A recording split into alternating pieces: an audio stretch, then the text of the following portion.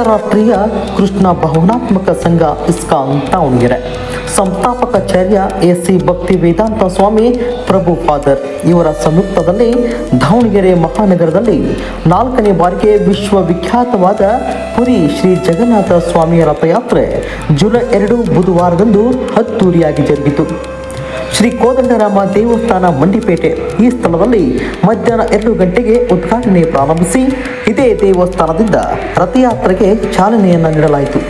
ರಥಯಾತ್ರೆಯ ಮಾರ್ಗವಾಗಿ ಮಂಡಿಪೇಟೆಯ ಕೋದಂಡರಾಮ ದೇವಸ್ಥಾನದಿಂದ ಪ್ರಾರಂಭವಾಗಿ ಚಾಮರಾಜ ವೃತ್ತ, ಚೌಕಪೇಟೆ, ಹೊಂಡ ಸರ್ಕಲ್ ಮಾರ್ಗವಾಗಿ ಗುಂಡಿ ವೃತ್ತವನ್ನು ತಲುಪಿತು.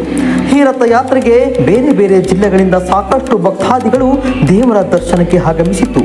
ಬಂದಂತಹ ಎಲ್ಲ ಭಕ್ತಾದಿಗಳಿಗೂ ಪ್ರಸಾದದ ವ್ಯವಸ್ಥೆಯನ್ನು ಮಾಡಲಾಗಿತ್ತು. ಪುರಿ ಶ್ರೀ ಜಗನ್ನಾಥ ಸ್ವಾಮಿಯ ರಥಯಾತ್ರೆ ಕಣ್ಣು ತುಂಬಿಕೊಳ್ಳುವಂತೆ ತಯಾರಾಗಿತ್ತು. ಜಗನ್ನಾಥ ಸ್ವಾಮಿಯ ರಥಯಾತ್ರೆ ನೋಡುಗರ ಕಣ್ಣಿಗೆ ಖುಷಿಯ ವಾತಾವರಣವನ್ನು